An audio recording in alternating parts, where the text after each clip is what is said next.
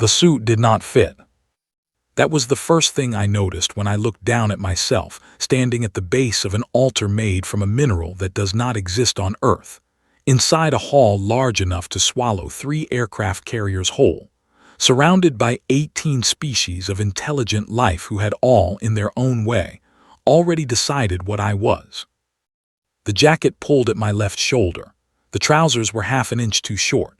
The shoes were borrowed from a diplomat named Colin who had feet slightly narrower than mine, and my left little toe had been losing feeling since the shuttle docked 40 minutes ago. And somewhere in the chaos of the morning, in the borrowed quarters with the gravity calibrated slightly wrong so that everything felt like walking uphill, I had put on 2 different socks. One was dark gray, one was charcoal. Close enough that no one would notice, except me. I noticed. I stood at the altar and I noticed my socks, because it was easier than noticing everything else. The hall of the Sovereignty's imperial court on Vethdara Prime was the kind of place that made you understand, immediately and without argument, that humanity was new here. Not unwelcome, not despised, just new, the way a child is new at a table full of adults who have been talking for decades before the child learned to speak. The ceiling was 300 meters above my head and it moved, not dramatically. Just a slow, breathing shift of bioluminescent panels that cycled through colors I did not have names for, colors that sat between blue and sound, between gold and gravity. The floor was warm beneath my borrowed shoes, and it hummed at a frequency I felt in my back teeth. 18 species. I had memorized their names on the transit ship. I had memorized their diplomatic standings, their postures of respect, their postures of contempt, and the 7 body language signals that, across most of the known species in the Sovereignty, meant I am about to do something you will not enjoy. I had memorized all of it sitting on a bunk in a cabin designed for a species with no elbows, eating a protein bar, 6 hours out from the most significant diplomatic event in Earth's 40-year history of interstellar contact. Earth had sent me because the real diplomats were scared. That was not the official version. The official version involved words like distinguished and representative and symbolic gesture of profound respect. But I had been in enough briefing rooms to know the difference between language used to describe a decision and language used to justify one. The decision had been made in a room I was not invited to, by people who had weighed the options and found that every good option was unavailable, and that I was present, and that I had a passable record, and that someone had to go. So here I was. Cale Morrow, 29 years old, born in a town in Ohio that most people from Ohio had not heard of, enlisted at 18 because college was expensive and the military was not, survived the Karev incursion at 22 by being low to the ground and very difficult to see in the dark. Spent 6 years after that in the gray space between soldier and diplomat, the kind of work that doesn't have a clean title, the kind that happens in back corridors and through translators and in rooms where everyone is lying, and the job is to figure out which lies you can afford to accept. I was told I had a talent for rooms. I looked around the room. The court of Empress Vethara contained, at my rough count, 412 attendees. Most of them were looking at me the way you look at something you are not sure how to categorize. Not hostile, not warm, assessing. I was a variable they were inserting into their calculations, and they were waiting to see what value I returned. I returned nothing. I stood at the altar with my mismatched socks and my pulling jacket, and I waited. The music, if you could call it music, changed. It was not played by instruments.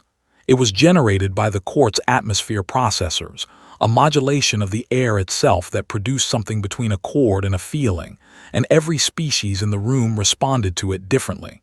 Some bowed their heads, some spread their secondary limbs, some went very still in the specific way that I had learned meant reverence. I stood straight. It seemed like the right move. She entered from the eastern archway. I had seen photographs. Photographs were insufficient. Empress Vethara of the Sovereignty, ruler of 31 inhabited systems, commander of the oldest continuous military force in the known galaxy, stood 2.5 meters tall and moved the way weather moves, not quickly, but with the absolute certainty that it will arrive. She had 6 limbs, the upper 4 of which were currently folded in a configuration I recognized as formal composure. Her skin cycled through bioluminescent patterns in slow waves, shifting from deep violet to a pale silver green that matched nothing in the hall and everything about her rank. She had 4 faces, arranged around her head in a way that meant she could see in all directions simultaneously. None of them were looking at me. I respected that. I would not have looked at me either. She moved to the altar. The court processed behind her in a column of rank and precedence that had been choreographed over centuries. She stood across from me, and she was very tall and very still, and the bioluminescent patterns on her skin slowed to something that, in the reading I had done, meant she was at peace, or was performing peace, and that the distinction did not matter to anyone watching. The officiant was a species called the Velkarath, ancient enough that their diplomatic role in sovereignty ceremonies predated the sovereignty itself. The officiant spoke for 11 minutes in a language that was simultaneously translated into 43 tongues through the atmospheric processors. I heard it in English, flat and careful, stripped of its original sound the way a river stone is stripped of its color when you take it out of the water. Her vows were cosmic. They invoked the binding of star systems. They referenced agreements that had been in continuous observance since before humanity had invented written language. They carried the weight of 31 worlds and every living thing on each of them. My vows were 3 sentences. The diplomatic corps had written them on a Tuesday. I knew this because one of the junior attachés had told me, with what I could only describe as apologetic eyes, the morning before I boarded the transit ship. 3 sentences, written on a Tuesday afternoon in a conference room in Geneva, by people who had done their best and known, in the quiet, honest part of themselves, that their best was not going to be enough for the room it was written for. I said them anyway. I said them clearly, at a volume the atmospheric processors could capture cleanly for the record, without hesitation or apology, because hesitation would have been worse than brevity and apology would have been catastrophic. The hall was silent when I finished. The kind of silence that has texture. Then the officiant spoke the closing words and the ceremony was complete, and 412 beings from 18 species exhaled in their various ways, and the atmospheric processors shifted back to something that functioned as ambient sound, and I was married to the ruler of 31 star systems in a suit that did not fit. A small being materialized at my left elbow, moth-like, pale, with wings folded flat against their back in the posture I had catalogued as well-meaning. Their translator chip produced English with a slight harmonic echo, the way all the newer models did. They said, "You are very brave to be so ordinary." They meant it kindly. I could tell. The warmth in their translated voice was genuine, the slightly odd quality of someone saying a true thing they found moving. I said thank you. And I meant that genuinely too. It was, in its way, the most honest thing anyone had said to me since I landed. I felt something then at the edge of what I was paying attention to. A shift in the quality of the air near my right side, or rather, the absence of a shift where I had been tracking a pattern of movement. I turned slightly, not far, just enough. One of Vethara's 4 faces was directed at me. She was not looking at me the way the court was looking at me. The court was calculating. She was something else. Something that didn't fit the vocabulary I had brought with me from Earth, the vocabulary of rooms and bodies, and the small betrayals of posture that told you what the words were hiding. I held very still and let her look. Then her column of attendants moved and she moved with it, and I was left standing at the altar in my borrowed shoes and my mismatched socks, in a suit that pulled at the left shoulder. On a planet a very long way from Ohio. I thought noted. I thought I have had worse starts. Neither of those thoughts made the situation smaller, but they made it manageable, and manageable was what I had been working with for most of my adult life, and it had got me this far, which was, all things considered, further than anyone had expected. I looked out at the hall, at the 18 species, at the mineral altar and the breathing ceiling and the floor that hummed at a frequency I felt in my back teeth. I reached into my jacket pocket out of habit. Empty. I had cleared my pockets that morning on the advice of the protocol team, who said that carrying personal items to the ceremony was a signal that translated poorly across several of the attending cultures. My hands had nothing to hold. I put them at my sides. I stood up straight. The room moved around me and I let it, and I watched it move, and I started as I always started from the beginning. From the room, from the bodies in it, from the things they were doing when they thought no one was watching the decorative husband standing alone at the altar where he had just been married to the most powerful being in the known galaxy. Someone in the eastern gallery, third row, had shifted their weight twice in the last 4 minutes. Not from discomfort, from attention. I filed it. Then I went to find the reception, and the food that the protocol team had warned me might dissolve tooth enamel with prolonged contact, and the long work of being exactly what I was in a place that did not have a word for it. Ordinary. Brave enough to be ordinary. Hell of a thing. The food was not trying to dissolve my teeth. That was the first surprise of married life. The second surprise was that married life, in the court of the sovereignty, looked almost nothing like marriage and almost entirely like being a very well-dressed object that people talked around. It had been 11 days since the ceremony. My quarters were in the eastern wing of the palace, which was the diplomatic residential section, which meant it was the section where they put the beings who were important enough to require comfort but not important enough to require proximity to the center of power. The rooms were large. The ceiling was 4 meters high and it did not breathe, which I had come to appreciate. The gravity was calibrated for human biology, which took 2 days of requests submitted through 4 layers of staff. The bed was designed for a species with a different spinal configuration, so I slept on the floor with the cushions pulled down, and the floor was warm, so it was fine.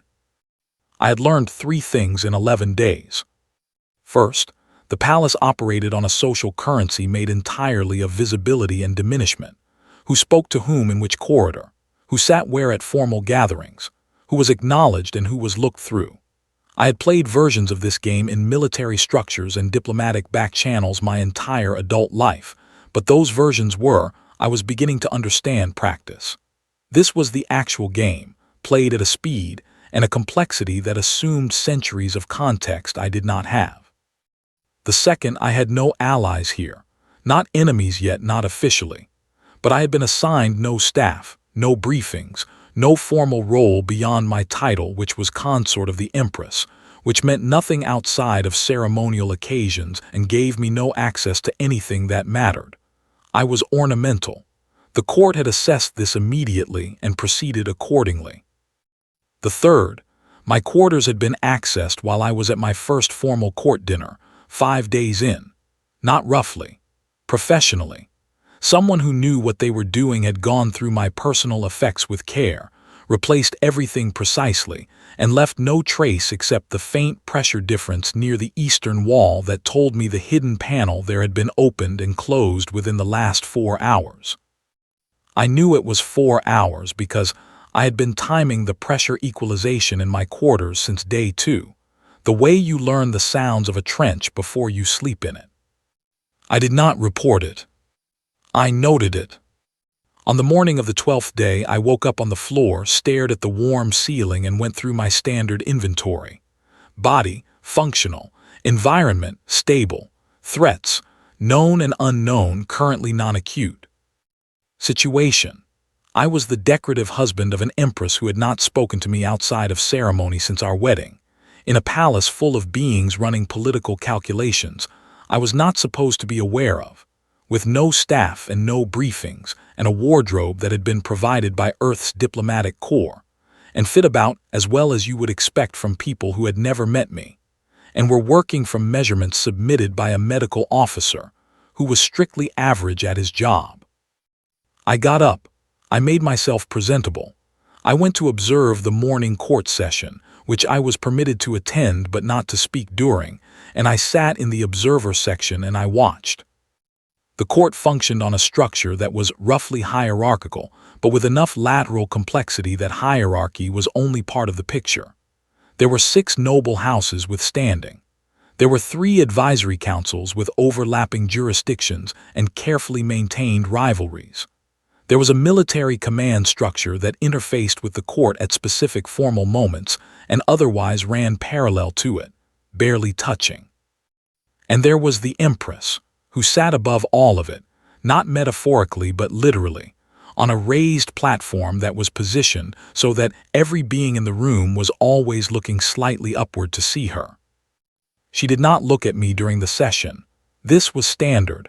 I was in the observer section. Observers were not looked at.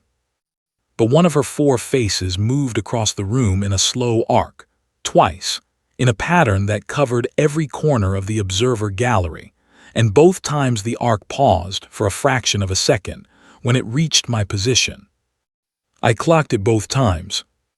I went back to my quarters afterward and found on the desk a small object, smooth, dark, roughly the size of my palm. It was a piece of the mineral the altar had been made from, I was almost certain, though in smaller form and without the formal shaping of ceremonial objects. It had been placed at the center of the desk with obvious intentionality. No note. I picked it up. It was heavier than it looked, and the weight settled in my hand in a way that felt considered, deliberate. The texture was somewhere between stone and polished glass. I put it in my jacket pocket. Then the door to my quarters opened. Not dramatically. There was a chime, then a pause that was technically long enough to constitute permission. Then the door opened, and a small being came in, one I had not seen before, with the coloring of the administrative staff but the posture of someone running a private errand for someone considerably above their rank. They had a translation chip. They used it. They said, "The consort is invited to the evening gathering in the 3rd social hall. Dress is informal by sovereignty standards." I said, "What does informal mean by sovereignty standards?" A pause. The being's wings, small and pale, adjusted. Fewer than 4 layers of formal fiber. I said, "I'll figure it out." They left. I looked at my wardrobe. I had 4 outfits. None of them had 4 layers of formal fiber. 2 of them had 1 layer, which was the jacket, which still pulled at my left shoulder. I wore the one that pulled least and went to the 3rd social hall, which was smaller than the ceremonial spaces but still large enough to make me feel the particular smallness of being human in a galaxy that had been doing this for a very long time without us. There were 40 beings in the room. All of the significant noble houses were represented.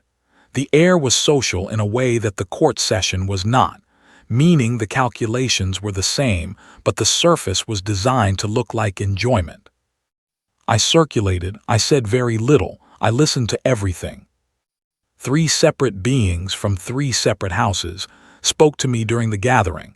All 3 were warm, all 3 were precise. All 3 were gathering specific information in a sequence that told me they were working from a shared list of questions. I answered what I answered and kept the rest. On the way back to my quarters, in a corridor that the palace's routing had apparently decided was the correct path for someone walking from the 3rd social hall to the eastern residential wing, I heard 2 voices from an alcove I was not supposed to be able to hear from that distance. My hearing had always been sharper than average. The Karev incursion had made it sharper still, the way hard experience tends to sharpen the tools you use to survive. 2 voices, both from the noble houses. The translation chip in my ear caught enough. One said, "If the marriage is annulled within the 1st cycle, the treaty is technically void." The other said, The human is not durable enough to be worth the effort of removing formally. If something happened naturally, the treaty clause is ambiguous enough to be argued. A pause. The first one said, "Do we know how long humans survive an unregulated exposure to Vethdara atmospheric pressure changes?" I kept walking. My footsteps were even. My breathing was controlled. The corridor was warm and well lit, and the palace's ambient sound cycled softly through the walls. I reached my quarters. I sat on the floor cushions. I took the smooth, dark stone from my pocket. I held it in both hands. It was still heavier than it looked. I sat there for a while, and I did not think about the conversation in the alcove, not directly, not in a way that let it get large. I thought about the weight of the stone instead, about the deliberate placement of it on my desk, about a fraction of a second in an arc across an observer gallery. Someone in this palace was running calculations I was not meant to be part of. Someone else might be running different ones. I put the stone on the floor beside me. I lay down. The floor was warm. 11 days married, 29 years old, mismatched socks on a planet a very long way from Ohio. Hell of a thing. I had had worse. I closed my eyes. On the morning of the 22nd day, I did not eat breakfast. This was not an accident. A member of the kitchen staff, a being I had been quietly developing a functional rapport with over the past week by the simple method of learning their name and using it correctly, had paused for 2 extra seconds while setting my morning tray. They had not looked at me while doing it. They had left, and the tray had sat on the desk, and my body, which had been through enough to develop opinions about things like this, had said, "No." I poured the beverage down the waste disposal and left the food untouched and ate instead from the emergency ration pack I had kept in the inner pocket of the heaviest jacket, because 20 years of field experience had taught me that you always keep something that cannot be tampered with somewhere that cannot be easily found. Then I sat at my desk and worked through the morning calmly. 2 hours later, a different member of the kitchen staff came to collect the tray. They saw it untouched. Their secondary limbs adjusted by 2 degrees, which in their species indicated something moving fast through their internal processing. They left without speaking. 4 hours after that, the head of the Empress's household staff came to my quarters. High rank. Came personally, which meant this was not a routine administrative visit. They stood in my doorway and looked at the untouched tray, which I had left precisely as it was for exactly this reason. They said the consort did not eat. I said I wasn't hungry. A pause. Was the food unsatisfactory? The food was fine, I said. I just wasn't hungry. They left. I did not know at that point whether the kitchen staff member who had paused too long was operating under someone's instructions or acting on private judgment or simply having a difficult morning. What I knew was that the attempt, if it was one, had been calibrated, professional, which meant someone had done research, which meant someone was taking me seriously enough to do research. That was information. I filed it next to the conversation in the alcove and the pressure differential by the eastern wall panel, and the 3 noble house representatives with their shared list of questions. And I sat with all of it, and I let the pattern take shape the way patterns do when you have been patient enough to collect the pieces. On the 23rd day, the door to my quarters opened at a time when no administrative visits were scheduled, and the Empress walked in. She did not chime. There was no pause for permission. The door opened and she was there, and the room was immediately different in the way that a room with weather in it is different from a room without, and all 4 of her faces were directed at me simultaneously, which I had learned meant she was not performing composure for anyone. She said, in basic, which she spoke the way someone speaks a language they consider technically adequate and nothing more, "You did not eat your breakfast." I said no. Why? It was not a question. The syntax of it in basic was interrogative, but the tone was not. The tone was the tone of someone who had already run through the available explanations and wanted to know which one was true. I said, "I have good instincts about food." A silence, one of her four faces shifted slightly. "You knew." I said, "I had a feeling." Another silence, longer. The bioluminescent patterns on her skin slowed to a rhythm I had not catalogued before, something between the patterns I had labeled composure and the ones I had labeled attention, something that did not fit neatly into either. She said, "How did you identify the compound?" "At the station, the report said you identified the compound used in the first attempt. You told me the method." I had told her. On the one occasion she had come to my quarters before this, the morning after the first attempt, when she had appeared without warning and asked the same question she had just asked again now. I said, "I spent time in environments where people put things in other people's food. You learn the signs." She looked at me, all four faces. The bioluminescent pattern shifted again. She said, "You are not what they described in the briefing materials." I said, "What did they describe?" "A gesture," she said. "A symbol, durable enough to survive the ceremony, compliant enough to not complicate the politics." I said, "I'm fairly compliant." One of her four faces did something then that I had not seen it do before. It was subtle, gone in a second, but it was there. She left without another word, the way she always left, as if exits were something that happened to rooms rather than something she performed. I stood in the middle of my quarters for a moment. Then I sat down, took the stone from my pocket, held it. On the 31st day, the House of Velneth, the oldest of the 6 noble houses, moved formally against the marriage. Not violently, politically.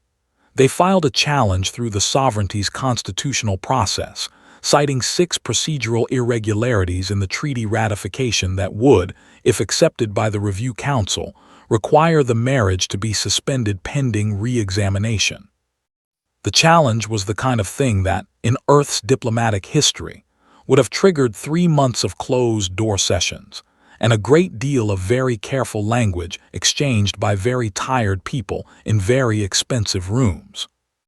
In the sovereignty, it triggered a 7-day formal response period, during which the Empress was required by constitutional protocol to present the consort in 3 separate public contexts to demonstrate the legitimacy and functionality of the union. I was informed of this by the head of household staff, who presented it to me with the expression of someone delivering news they expect to be badly received. I said, "What are the 3 contexts?" They listed them. I listened. I said, "All right." They blinked, or the equivalent, and left, and I sat with the information and understood, clearly and without drama, that the next 7 days would determine whether everything that had been built on the premise of this marriage survived long enough to matter. I took out the stone. I put it back. I got up. I had work to do. The station did not appear on any of my briefing documents. That was the first thing that struck me as interesting when I was informed I would be accompanying the sovereignty's diplomatic observation team to Neutral Platform 7. It was described to me as routine, a standard quarterly observation post, the kind of administrative presence that kept the sovereignty's diplomatic visibility consistent across the neutral corridor. I would attend as consort. I would be present at 2 ceremonial acknowledgement sessions. I would not be required to speak, decide anything, or be anything other than present. The escort assigned to me, a being from the Velkareth species named something my translator rendered approximately as Senior Officer Davin, walked me through the itinerary on the transit ship with the methodical patience of someone who had briefed many important ornaments and expected the same outcome every time. I listened and asked no questions. Neutral Platform 7 was not large. It was old, the kind of old that accumulates rather than announces itself, overlapping construction from 4 different eras of sovereignty expansion layered over a core that predated all of them. It had the smell of places that had processed too much history through too small a space, which was a smell I recognized from a specific type of corridor in a specific type of situation, and my body cataloged it without being asked. We arrived on the 3rd day of the observation rotation. The ceremonial acknowledgement sessions were scheduled for the following morning. I went to the quarters assigned to me, which were compact and slightly pressurized above standard human tolerance, and I sat on the edge of the bunk and held the stone and listened to the station's structural sound beneath everything else, the low, continuous voice of a place that had been holding itself together for a long time. The attack began at 3:40 local station time. I was not asleep. I had not been asleep because the structural sound of the station had changed at 3:17 by a specific quality that I did not have a technical name for, but that my body understood immediately and completely, the way your body understands a change in weather before your mind has named it. The pressure in the docking corridor, the vibration frequency of the hull, small, specific, the language of a place that was receiving something it had not been expecting. I was sitting on the floor, stone in hand, when the proximity alert went through the station's atmospheric processors. Not one ship, 3.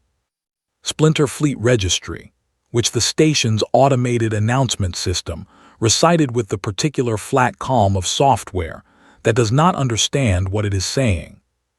Splinter Fleet was the designation given to the coalition breakaway factions that had been operating in the neutral corridor for 2 years. The ones that the sovereignty was technically in negotiation with and practically in a cold stalemate with.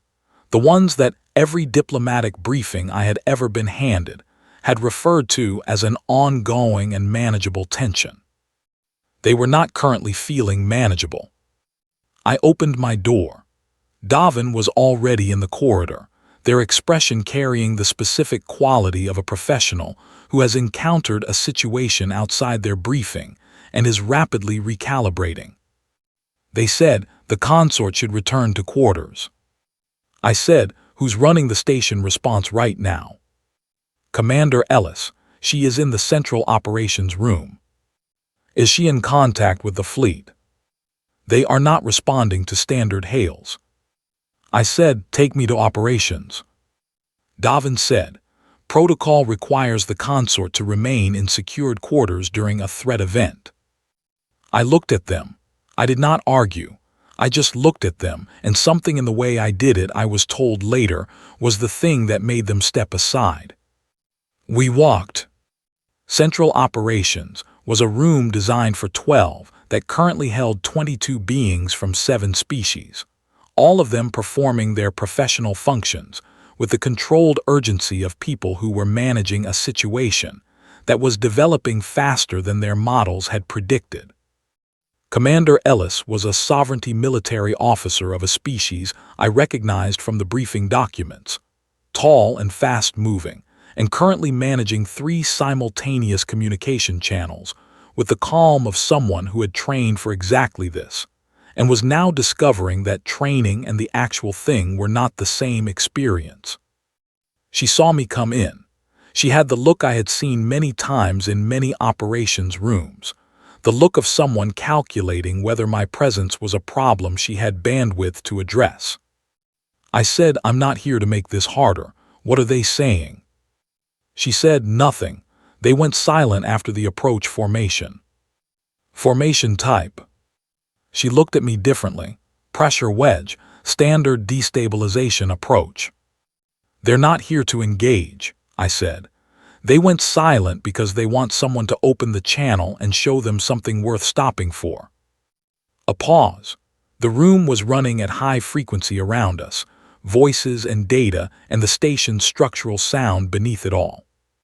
Ellis said, "And if they're not interested in stopping?" I said, "Then we'll know that instead, and that's also information." She looked at me for another second. Then she handed me the open frequency control. I held it. I thought about a trench. I thought about the specific quality of a silence that is waiting rather than empty. I thought about 20 years of rooms, all the different sizes of them, and the one thing that had been consistent across all of them, which was that the beings in them, whatever they looked like, whatever language they spoke, had the same relationship to being listened to. Nobody, in any species, in any corner of space, had ever felt listened to enough. I opened the channel. I said, "This is Kale Morrow, consort of the Empress of the Sovereignty, speaking from Neutral Platform 7. I'm not a military officer, and I'm not going to pretend this is a military communication. You came here with a formation that says you want something acknowledged. I'm prepared to listen to what that is. I'm not in a position to negotiate treaty terms, and I won't pretend otherwise. But I can hear you, and I can carry what you say to the people who can do something about it. That's what I'm offering." I released the transmit control. The room was very quiet.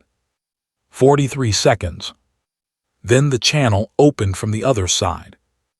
The voice that came through was tired. That was the first thing I noticed. Not angry, not aggressive, not performing threat. Tired in the way of someone who has been making the same argument to walls for a long time and has run out of patience for walls. I listened. I did not interrupt. I did not offer solutions or counterpoints or diplomatic language. I listened the way I had learned to listen in a trench, where what the person talking to you needed more than strategy or reassurance was the experience of being heard by someone who was actually present. They talked for 6 minutes and 40 seconds. When they finished, I said, "I heard you, all of it. I'll carry it exactly as you said it." A pause. I said, "I'm asking you to hold your position for 72 hours while I do that. Not because I'm threatening you, because you came here for something, and I'm giving you a path to get it that doesn't cost either of us what we can't afford to lose." 41 seconds. The fleet began to withdraw. I set down the frequency control. My hand was steady. My back teeth ached slightly from the station's structural hum. Ellis was looking at me. The room was looking at me. I said, "I need to send a full record of that transmission to the Empress's office within the hour. Can you help me do that?" Ellis said, "Yes." I said, "Thank you." I reached into my pocket. The stone was gone. I had no memory of when I stopped holding it, or where, or whether I had set it down or lost it in the corridor or dropped it somewhere in the 43 seconds of silence before the channel opened. I looked at my empty hand. Davin said, "What did you say to them?" at the end, in the part they did not transmit clearly. I said, "Hell of a thing to explain." I put my empty hand back in my pocket. The station held. The story that reached the outer systems first was the one where I had stood alone on the station deck and broadcast a command that disabled all 3 ships simultaneously, and the ship's crews had surrendered because something in my voice had made it clear that resistance was pointless. This was not accurate in any detail, but it spread with the specific momentum of a story that people wanted to be true, and stories that people want to be true are very difficult to stop once they find their speed. The second version, which arrived in the inner systems approximately 4 days after the first, had me negotiating terms while the station was under partial hull breach, which was also not true. The station had not been breached. It had been pressurized, which was uncomfortable but not life-threatening, and by the time anyone had thought to take readings, I had already been back in the transit ship for 6 hours eating the last of my emergency ration pack and looking out the viewport at nothing. By the time I arrived back at the palace on Vethdara Prime, the story had been through enough iterations that the version waiting for me there bore only a loose relationship to the 11 minutes I actually remembered.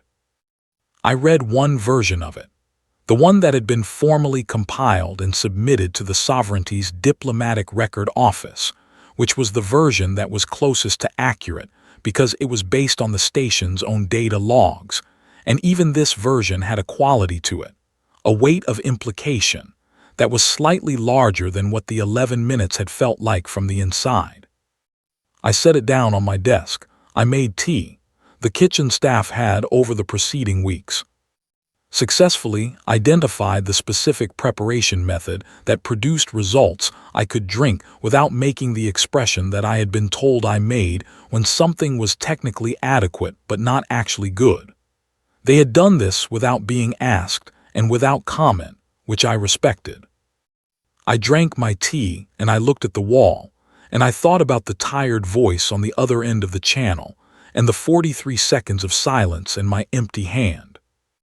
The Noble House Challenge had been withdrawn 3 days after the observation trip was announced, before anything had happened at Neutral Platform 7. Withdrawn not because of anything I had done, but because the political calculation had shifted when a third party proposed a counter-challenge that would have benefited no one. I had been watching the math and had seen the withdrawal coming, but the timing meant that the two events existed in the same week in the court's memory, and proximity in time is often mistaken for proximity in cause. I did not correct this. Not strategically. I just did not have the energy, and the correction would have required a series of conversations I was not sure anyone wanted to have honestly, and I had learned over many years that the explanations most worth giving were the ones people were actually ready to receive. Vethara sent for me on the 4th evening after my return. Not through the household staff this time. Through a direct administrative channel, which was a form of communication reserved for communications, the sender did not want to pass through layers of documentation. The message was 3 words in BASIC. Come now, please. The please was interesting. I had not, in the 6 weeks of our marriage, received a please from any official communication. I came.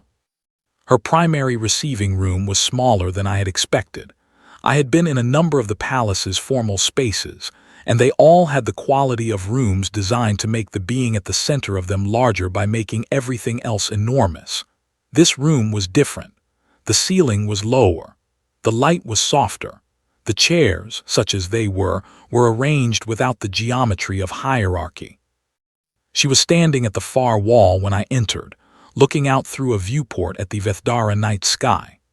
The planet had 4 moons. 3 of them were visible tonight, cycling through their individual phases in a way that produced a light that fell through the viewport in overlapping colors. She said without turning, "They are calling you the silent speaker now, in the outer systems." I said I heard. 6 of the 11 major trading lanes in the neutral corridor have sent formal acknowledgement requests to this office since the Platform 7 event. She turned then, all 4 faces. Not military acknowledgements, diplomatic ones. They are acknowledging you specifically, not the sovereignty. You. I said, that's going to be complicated for you politically. Yes, she said. I'm sorry. Don't be. The bioluminescent patterns on her skin shifted to the rhythm I had not been able to catalog before, the one that did not fit neatly into the patterns I had labeled. I am not sorry. I am adjusting. We stood in the room for a moment. The moonlight moved through the viewport, and the colors it made on the floor shifted slowly. She said, when you were on the station, when you opened the channel, were you afraid? I thought about the true answer to that question, which required me to locate what had been happening in my body during those 43 seconds of silence. And what I found there was not fear exactly, and not calm exactly, but something that lived between them. The state I had learned to exist in during the long stretches of fieldwork where the outcome was not certain, and certainty was not the point. I said I was paying attention. She looked at me, all 4 faces, the pattern slowed to almost still. The noble houses, she said, have stopped talking about annulment. I said I noticed. They have started talking about other things instead. I said I noticed that too. A pause, she said, are you concerned? I said I'm always concerned. It's how I stay functional. One of her 4 faces did the thing that I had seen once before, on the day she had come to my quarters after the first attempt. Gone in a second, but there. She said, "The outer systems are frightened of you." I said, "I know. You don't seem troubled by it." I looked at the moonlight on the floor. "Being frightening was never the plan," I said. "It's just what happened. I'm more interested in what we do with it than in how I feel about it." She was quiet for a long time. The moons moved, the light shifted. She said something then in her own language. Not basic. Her language, which I had been learning through every available source for 6 weeks, which had a complexity of register that meant the same words could mean 4 different things depending on the tonal layer you used to deliver them. What she said, in the closest approximation the translation in my head could produce, was something like, "You were not what we sent for." But the tonal layer she used when she said it was not the tonal layer of complaint or criticism, or even observation. It was the language used for discoveries. I did not answer. The silence after it was warm and full, and not empty in any way that needed filling. I stood in it and let it be what it was. There is a particular quality to rooms that know you before you arrive. I had felt it before, in briefing rooms and operations centers, and the long corridors of military installations where your reputation entered ahead of you and rearranged the air. But I had never felt it at this scale. The summit was held on Kelvrath Station, which was the oldest neutral diplomatic installation in the known galaxy, old enough that its corridors had been worn smooth by the transit of beings whose species no longer existed. It was the kind of place that made everything that happened inside it feel historical, which was either a feature or a pressure depending on your disposition. I walked in beside Vithara, and the room changed. Not dramatically, not the way rooms change in stories, with gasps and turning heads and sweeping music. The change was smaller than that, and for that reason, more real. It was a slight shift in the ambient sound, a softening of the particular frequency of conversational noise that fills a room full of intelligent beings, a collective recalibration that happened below the level of conscious decision and above the level of instinct. The room got quieter when we entered. Not silent, quieter. Vithara noticed.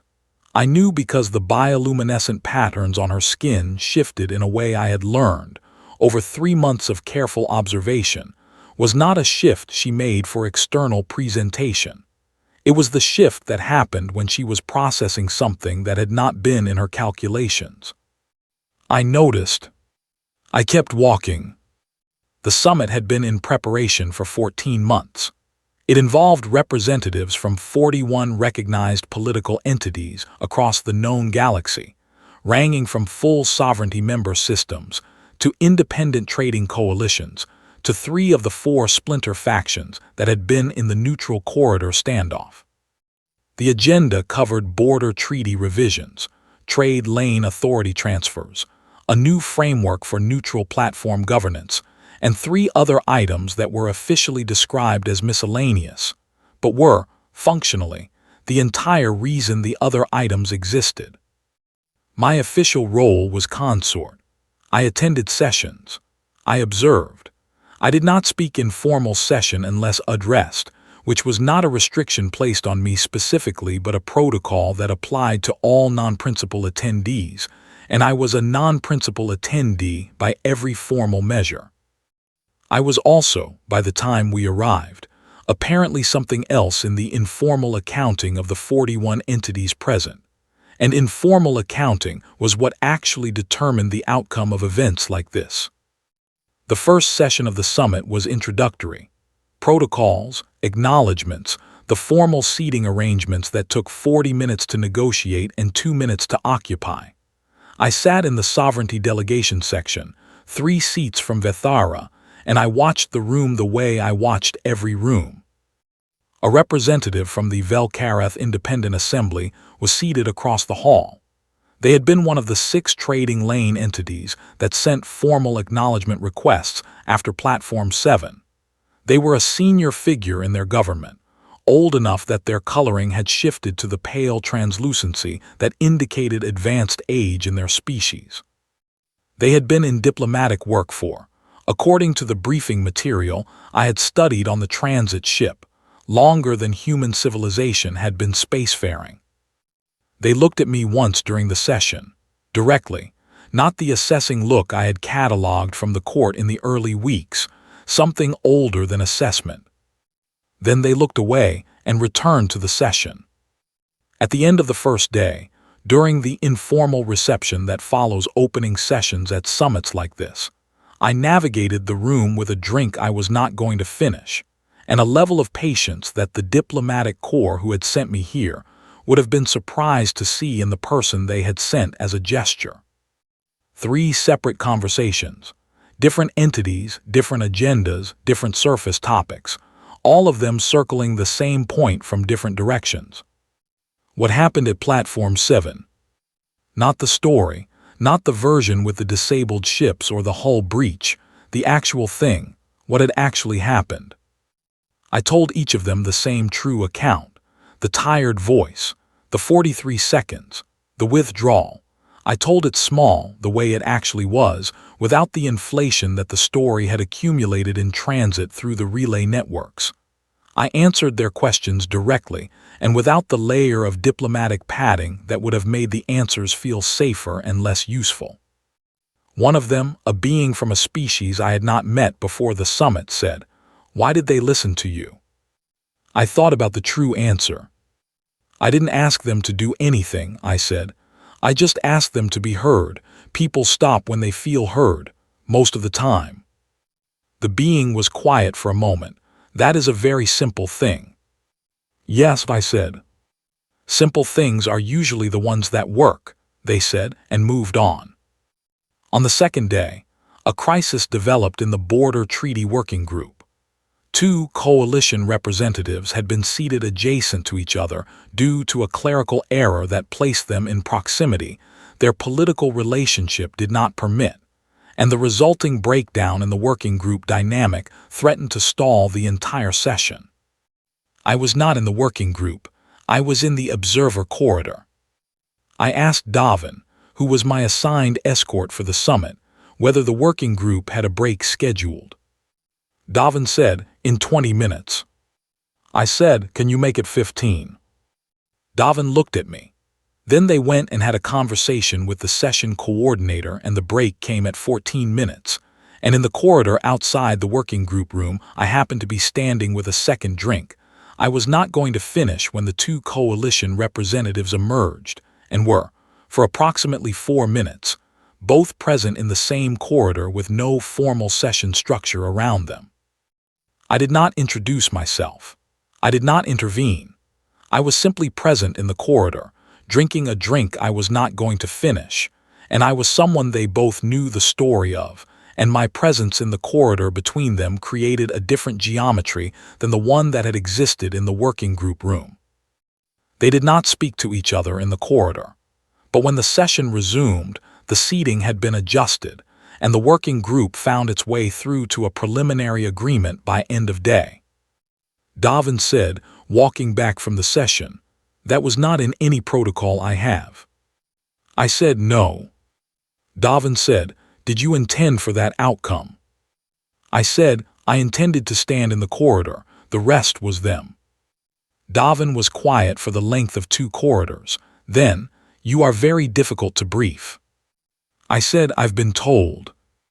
On the final evening of the summit, after the closing session had produced 3 signed agreements and 2 frameworks for continued negotiation that would have been impossible 4 days earlier, I stood in a corridor in the eastern section of Kelvrath Station with Vethara.